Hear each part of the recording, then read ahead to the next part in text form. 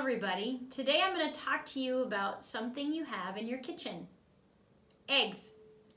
Did you know that cultures around the world decorate eggs? Well, I've been collecting eggs for over 30 years, and today I'm going to show you some of those eggs that I have. Okay? So as you can see, I have a variety of different eggs made in different ways. One thing I like about collecting eggs is that I get to see all the different cultures and how they decorate them, what different materials they use to make their eggs, and then just the idea of somebody creating it. And I like to think about the artist making it or painting it or sculpting it, and that gives me that connection to that person as an artist, and I really think that's cool. So anyway, I'm going to talk to you about some of the eggs that I have in my collection.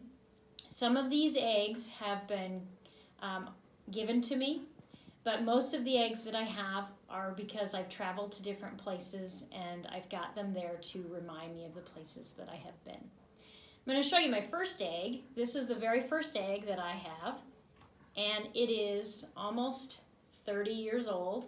It is a real egg, and it was made by my younger brother, Ryan. So Ryan made this egg in high school art class, and he made it by wax and dye, which I will show you a little bit later. But that was my very first egg. And then, when I did my student teaching in Japan, I got this egg. So my teacher gave me this egg. It is a real egg, but it was covered with paper. And so these eggs are eggs that I have made same way, covered them with washi paper. And so that was one way to decorate eggs. Now some of these other eggs come from places I visited or people have given me. This is a laser cut wood egg from China. This egg is made out of marble from Italy. This egg is made by paper quilling, and it's from Vietnam. Paper quilling is when they take strips of paper and roll them tightly and then shape them into a pattern. This is a metal egg from France. This one had really good chocolate in it, not anymore.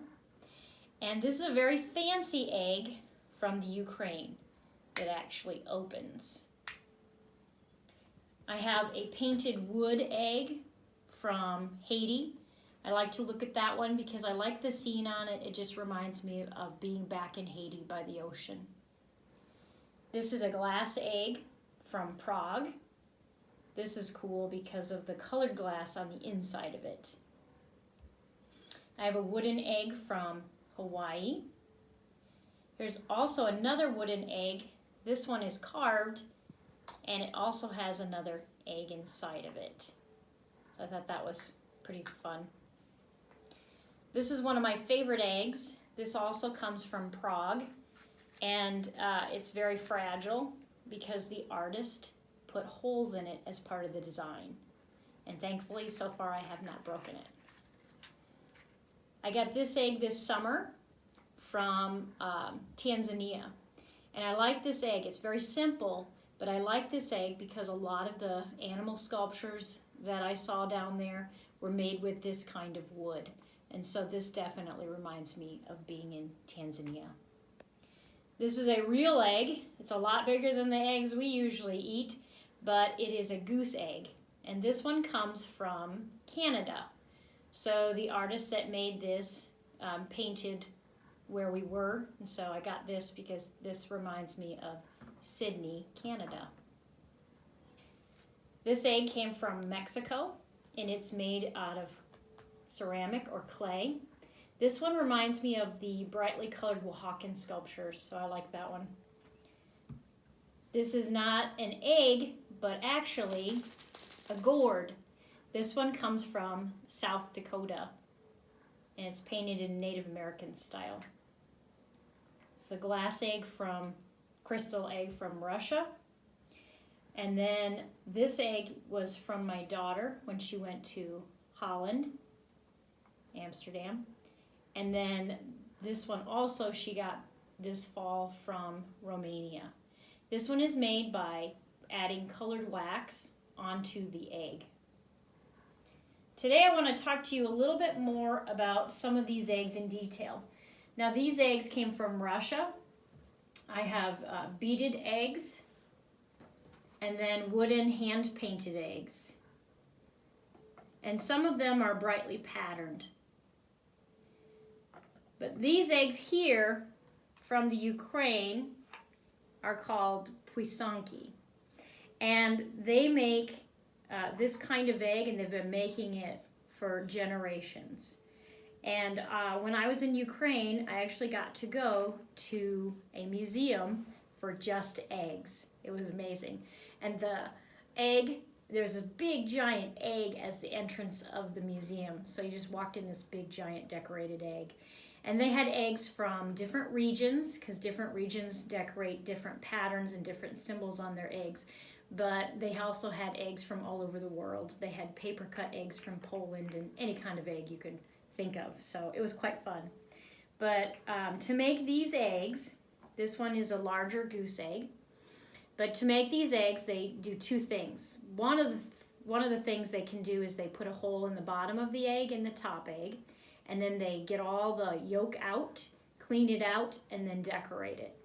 It is a wax and dye method, which means they put wax on the white egg where they want it to stay white. Then they dip it or dye it yellow.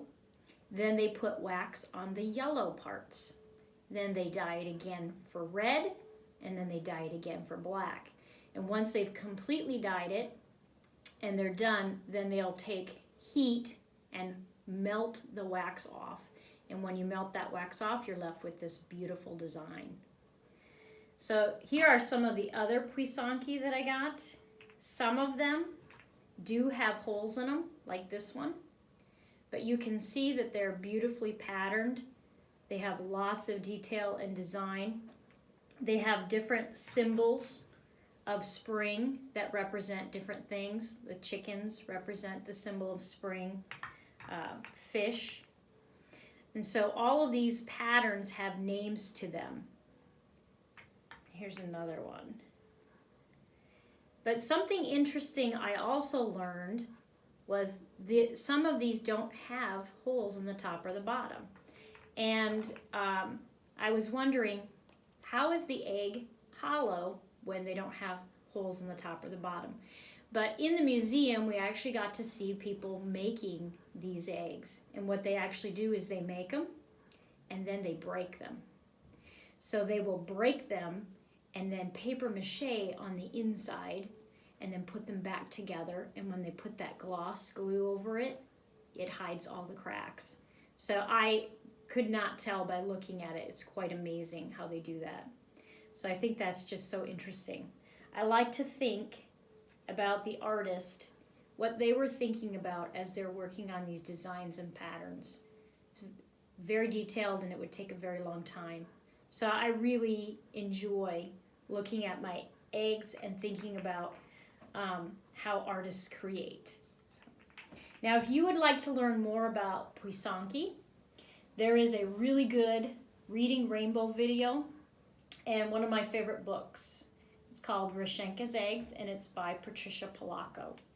So Reading Rainbow, I usually do this lesson in the spring with my students, and we do egg painting. But Reading Rainbow has a video with Patricia Polacco's story, Rashenka's Eggs. I don't have the book with me right now, but it's one of my favorite books. And it will show you the book, but it also shows you the author. And you learn about how she created the book, Rashenka's Eggs, and then she also teaches you how she makes pysanki that her grandmother has taught her. So I hope you enjoyed looking at my eggs. And I want to let you know that my next video, I will be showing you how to decorate several different kinds of eggs. Thank you for listening. I hope everybody stays well and safe. Goodbye.